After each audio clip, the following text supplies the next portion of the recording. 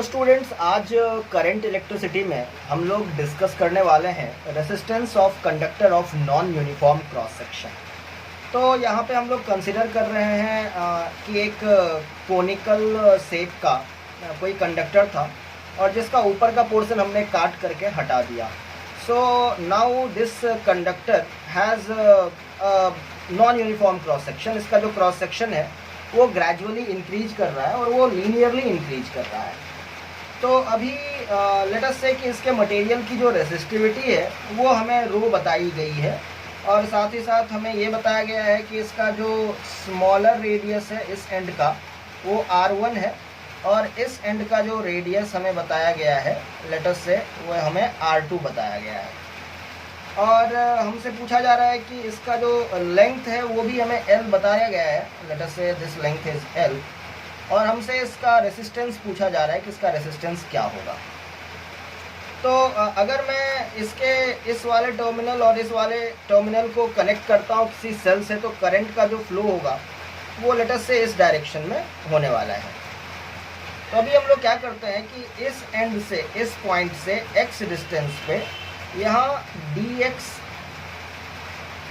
Width का एक element consider कर रहे हैं। So we are considering an element जिसका कि विड्थ dx है और इसका जो डिस्टेंस है इस एंड से वो x है। तो मेरा जो सबसे पहला इंटरेस्ट है यहाँ पे वो ये है कि मैं इसका क्रॉस सेक्शनल एरिया कैलकुलेट कर सकूं और उसके लिए ये ज़रूरी है कि मुझे इसका रेडियस जो है वो पता होना चाहिए। तो सबसे पहले इसका रेडियस पता करते हैं हम लोग। So there are many ways to calculate the radius. जैसे कि फॉर एग्जांपल हम लोग यहाँ पे कह सकते हैं कि हमारा जो चेंज इन रेडियस हुआ है, total change, that is R2 minus R1 और ये चेंज आया है टोटल L लेंथ के बाद और हमें x लेंथ के बाद चेंज देखना है। तो हमारा ये जो रेडियस r हो जाएगा, let us call it r, वो कितना हो जाएगा? तो इस एंड पे रेडियस r1 है तो लेट अस राइट r1 और हमें इससे x डिस्टेंस आगे बढ़ना है तो रेडियस कितना इंक्रीज कर जाएगा। सो लेट अस से नेट चेंज इन रेडियस जो हो रहा है वो R2 माइनस R1 हो रहा है और ये चेंज हो रहा है L लेंथ पे, लेकिन हमें x लेंथ का चेंज चाहिए। So multiplied by x. So this thing is going to be the radius of this cross sectional element. अभी इसका जो रेसिस्टेंस हो जाएगा, जो हमने एलिमेंट कंसिडर किया है उसके रेसिस्टेंस की अगर मैं बात करूं कि इसका रेसिस्टेंस कितना हो जाएगा, so we can say dr, the resistance of this element is going to be rho into L by A। जैसा कि हम जानते हैं रो तो कांस्टेंट है, L लेंथ ऑब्वियसली इसका जो विड्थ हमने dx माना है, सो it is dx by area जो है वो पाई आर स्क्वायर हो गया। कहने का मतलब है पाई और ये जो रेडियस हमने माना है इसका square. So let us right R1 plus R2 minus R1 by L into x और इस पूरे चीज़ का स्क्वायर। अभी जैसा कि हम लोग देख रहे हैं कि करंट इस डायरेक्शन में फ्लो कर रहा है, तो जितने सारे ऐसे सिमिलर एलिमेंट्स हम लोग अज्यूम कर सकते हैं वो सारे सिमिलर एलिमेंट्स जो हैं वो सीरीज में हैं। तो सीरीज में जो R इक्विवेलेंट आता है वो सिंपली R1 प्लस R2 करने से आता है, सारे रेसिस्टेंसेस को ऐड करने से आता है। और चूंकि ये कंटिन्यूअस एडिशन है तो हम लोग यहाँ पे सिंपल इंटीग्रेशन का सहारा ले सकते हैं। तो हम लोग टोटल R बोलेंगे, it is integration of dr। अभी देखिए यहाँ पे रो और पाई तो कांस्टेंट है, बाहर चला गया और इंटीग्रेशन करना है हमें dx by R1 plus R2 minus R1 over L into x के होल स्क्वायर का। और इंटीग्रेशन का जो लिमिट है x के ऊपर वो कहाँ से कहाँ तक, 0 से L तक लेना है। So let us put the limits also. और अभी हम लोग यहाँ पे इसको इंटीग्रेट करेंगे। So let us write rho by pi तो ऑलरेडी बाहर है, पहले dx बाई एक्स स्क्वायर, इसका इंटीग्रेशन कितना हो जाता है? -1 by x. So let us write -1 by x के जगह पहले तो ये लिख देते हैं। So R1 plus R2 minus R1 over L into x, ये हमने यहाँ पे लिख दिया। अभी यहाँ पे x के साथ मल्टीप्लाइड है R2 minus R1 by L, तो उस चीज़ से हमें इस क्वांटिटी को डिवाइड करना पड़ेगा। सो डिवाइड करने के लिए late us write 1 by R2 minus R1 over L, मैं यहाँ पे लिख रहा हूँ। So this is the complete integration of this function, और लिमिट वही हमारा 0 से L तक है। और सबसे पहले ये L ऊपर चला जाएगा और R2 माइनस R1 नीचे ही रहेगा, और ये कांस्टेंट है इसलिए हम लोग इसको बाहर निकाल लेते हैं।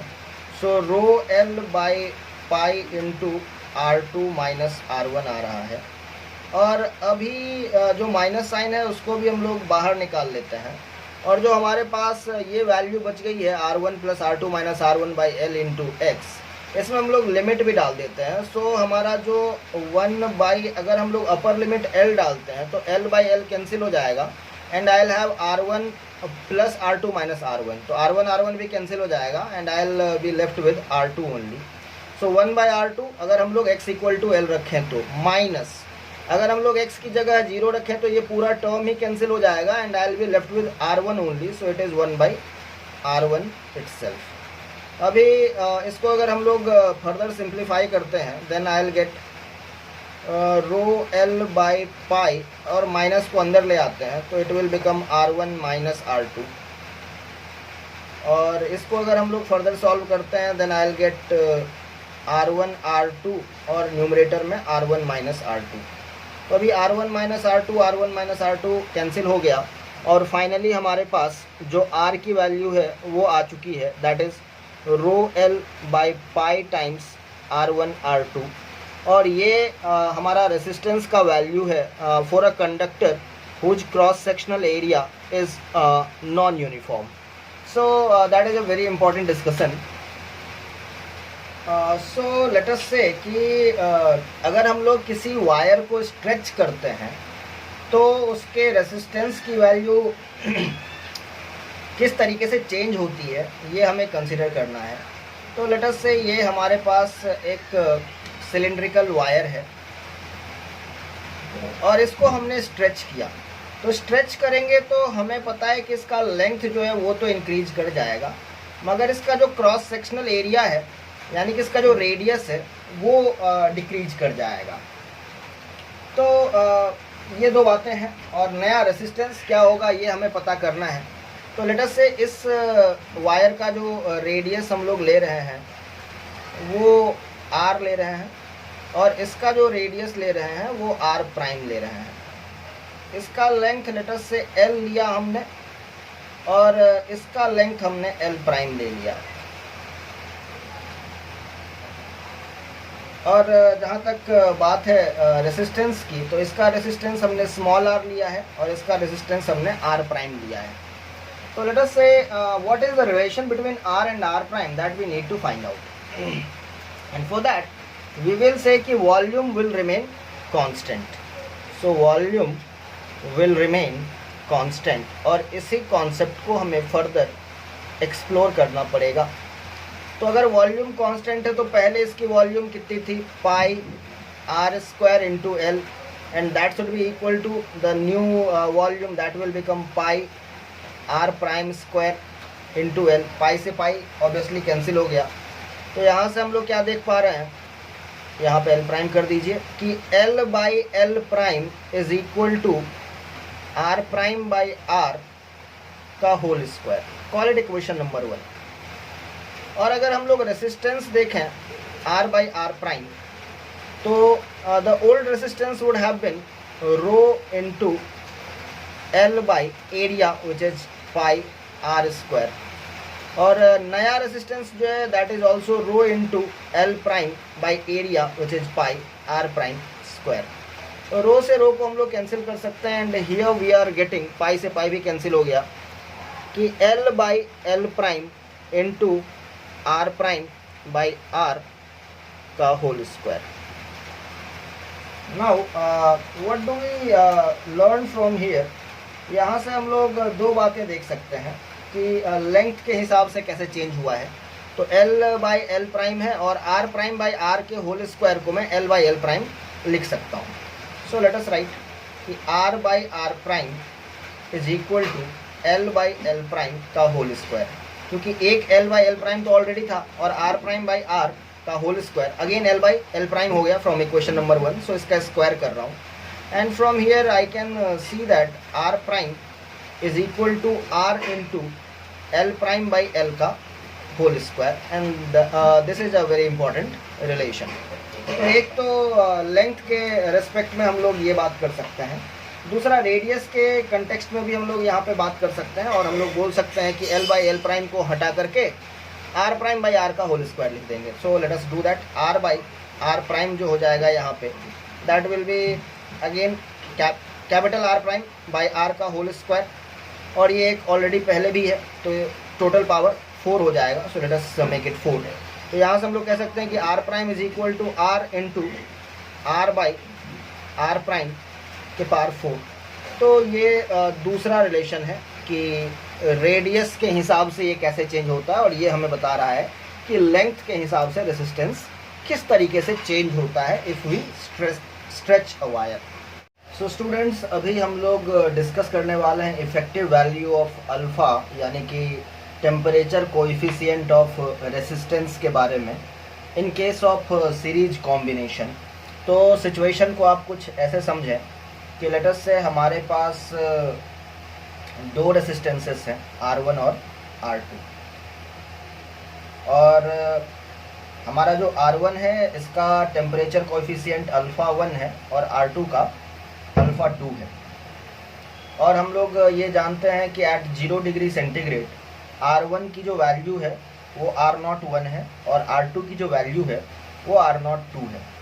And at any given temperature T degree centigrade R01 जो है वो चेंज हो करके इसकी जो नई वैल्यू हो जाएगी वो हो जाएगी R01 into 1 plus alpha 1 T, और सिमिलरली R02 की जो वैल्यू है वो चेंज होकर हो जाएगी R02 into 1 plus alpha 2 into T।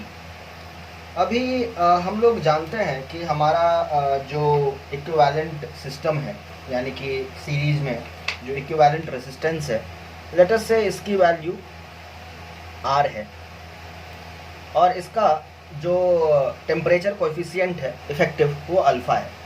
तो हम लोग यहाँ पे बोल रहे हैं कि एट 0 डिग्री सेंटीग्रेड R की वैल्यू सिंपली R0 है, which will be equal to R01 plus R02।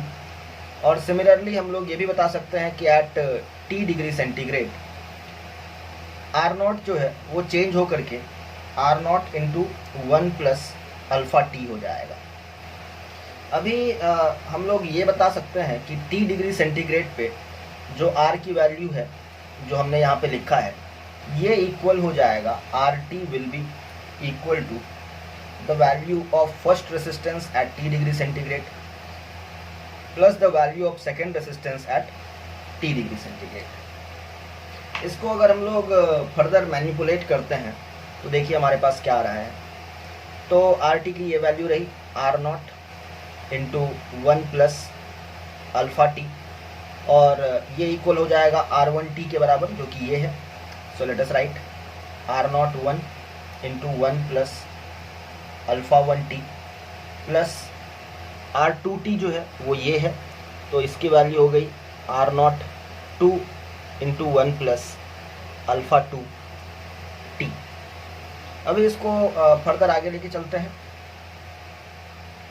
R0 जो है वो R01 प्लस R02 है। So let us right R01 plus R02 into 1 plus alpha T, and this thing is not 1 plus R01 alpha 1T plus R02 plus R02 alpha 2T।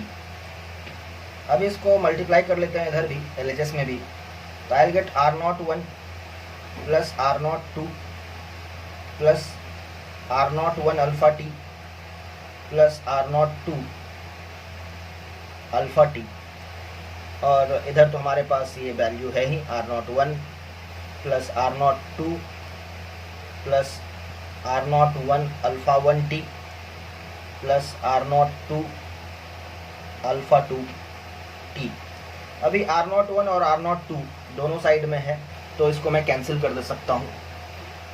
अभी यहाँ पे हम लोग अगर अल्फ़ा को और टी को कॉमन ले लेते हैं, then I will have alpha T into R01 plus R02 and this will be equal to, इधर अगर मैं टी को कॉमन ले लेता हूँ, then I will have R01 alpha 1 plus R02 alpha 2। दोनों साइड से मैं टी को कैंसिल कर सकता हूँ और इफ़ेक्टिव अल्फ़ा की वैल्यू हमारे सामने है R01 alpha 1 plus R02 alpha 2 divided by R01 plus R02। यही वैल्यू हमारे पास इफ़ेक्टिव अल्फ़ा की, effective temperature coefficient of resistance की आ गई है in case of series combination. So students, now we will discuss about the effective value of alpha in parallel combination of resistances। Alpha यानी कि temperature coefficient की बात कर रहे हैं हम लोग यहाँ पे। तो जैसा कि हम लोग जानते हैं, लेट अस से हम लोग ये बोल रहे हैं कि R1 की जो वैल्यू है एट 0 डिग्री सेंटीग्रेड, ये R0 है, R01 है, और R2 की जो वैल्यू है एट 0 डिग्री सेंटीग्रेड वो R02 है, और इफ़ेक्टिव या इक्विवेलेंट रेजिस्टेंस जो है एट 0 डिग्री सेंटीग्रेड वो R0 है। तो 0 डिग्री सेंटीग्रेड पे पैरेलल कॉम्बिनेशन का जो हमारा फॉर्मूला आता है वो लगा करके हम लोग लिख सकते हैं कि R0 will be equal to R01 into R02 divided by R01 plus R02। और अगर हम लोग T डिग्री सेंटीग्रेड की बात करते हैं, then we can say at T degree centigrade the equivalent resistance 1 over RT will be equal to 1 over the value of first resistance at T degree centigrade plus 1 over the value of second resistance at T degree centigrade। तो अभी हम लोग further इसी equation को manipulate करने वाले हैं to get the value of alpha effective. So 1 by RT जो है वो हो जाएगा R0 into 1 plus alpha T, 1 by R1T जो है ये हो जाएगा 1 by R01 into 1 plus alpha 1T। Similarly हमारा जो 1 बाई R2T है वो हमारे पास आ जाएगा R02 into 1 plus alpha 2T। अभी हम लोग फर्दर R0 की वैल्यू जो है उसको यहाँ पे सब्स्टिट्यूट करने वाले हैं। So I am going to get 1 by R0 की जगह मैं लिख रहा हूँ R01 R02 divided by R01 plus R02 है, तो वो ऊपर में लिख रहा हूँ मैं डायरेक्टली। सो R01 प्लस R02, और डिनोमिनेटर में मेरे पास 1 प्लस अल्फ़ा टी भी है। So let me right 1 plus alpha T, और हमारा जो RHS है उसको मैं एज इट इज़ अभी छोड़ देता हूँ। So let us say it is as it is. Next step में मैं मेरे पास ये जो 1 प्लस अल्फ़ा टी आया है इसको मैं न्यूमरेटर में ले जाता हूँ by putting a power -1। So I can write here R01 plus R02 into 1 plus alpha T raise to the power -1 divided by R01 R02। और RHS का जो टर्म्स है हमारे पास उसमें भी हम लोग सेम प्रिंसिपल यूज करने वाले हैं। 1 बाई R01 तो लिखेंगे, और साथ ही साथ हमारे पास 1 प्लस अल्फ़ा 1T जो है इसको न्यूमरेटर में ले जा रहा हूँ मैं। So I write 1 plus alpha 1T raise to the power -1 plus similarly 1 plus alpha 2T raise to the power -1 divided by R02। तो ये हमारे पास ये पर्टिकुलर टर्म्स यहाँ पे अपीयर हुए हैं। अभी हम लोग यहाँ पे बाइनोमियल अप्रॉक्सीमेशन यूज करने वाले हैं, और हम जानते हैं कि 1 plus x raise to the power n जो होता है that is approximately equal to 1 plus nx provided mod of x is much smaller than 1। तो ऑब्वियसली हमारा जो अल्फ़ा टी है उसकी वैल्यू 1 से काफ़ी छोटी मानी जा सकती है। तो इस बेसिस पे हम लोग यहाँ पे बाइनोमियल अप्रॉक्सीमेशन यूज कर रहे हैं। So students, let us use binomial approximation here. So I can right R01 plus R02 divided by R01 into R02, और बाइनोमियल अप्रॉक्सीमेशन के बाद ये बन जाएगा 1 माइनस अल्फ़ा टी। यहाँ पे भी मैं बाइनोमियल अप्रॉक्सीमेशन यूज करूँगा and I will get 1 minus alpha 1 T divided by R01 plus यहाँ पे भी 1 minus alpha 2 T divided by R02। ये मेरे पास पूरा एक्सप्रेशन आया है। अभी ये जो टर्म है 1 माइनस अल्फ़ा टी और R01 R02, इसको मैं दोनों प्लस वाले टर्म्स के साथ डिस्ट्रीब्यूट कर देता हूँ। सो आई विल गेट R01 यहाँ पे कैंसिल हो जाएगा। So it will be 1 over R02 into 1 minus alpha T plus R02 को भी डिवाइड कर दीजिए तो R02 कैंसिल हो जाएगा। So I will get 1 over R01 into 1 minus alpha T and that is equal to 1 minus alpha 1 t by R01 plus 1 minus alpha 2 t by R02। Students, अभी तक हम लोग इस कंक्लूजन पर पहुँचे थे।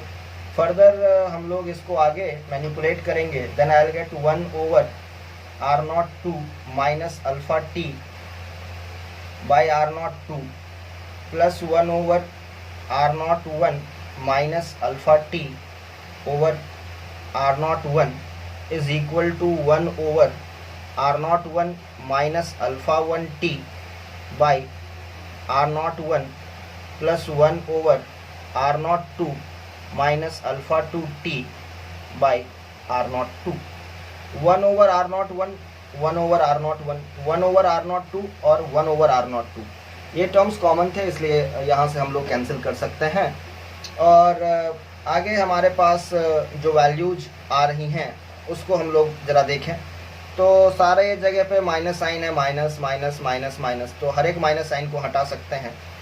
और फिलहाल अल्फ़ा टी को यहाँ पे कॉमन ले लेते हैं and I will get 1 by R01 plus 1 by R02 is equal to, यहाँ पे हम लोग टी को कॉमन ले सकते हैं, alpha 1 over R01 plus alpha 2 over R02। ये वैल्यू हमारे पास आ रही है। टी से टी को भी हम लोग यहाँ पे कैंसिल कर सकते हैं। अभी अगर हम लोग LHS देखें तो LHS में हमारे पास अल्फ़ा और यहाँ पे हमारे पास R01 R02 और न्यूमरेटर में हमारे पास R01 प्लस R02 आ जाएगा। एंड ये जो है वो इक्वल हो जाएगा divided by R01 R02 into alpha times R02 plus alpha 2 times R01 के। जो डिनोमिनेटर है हमारा वो कॉमन है, कैंसिल हो जाएगा।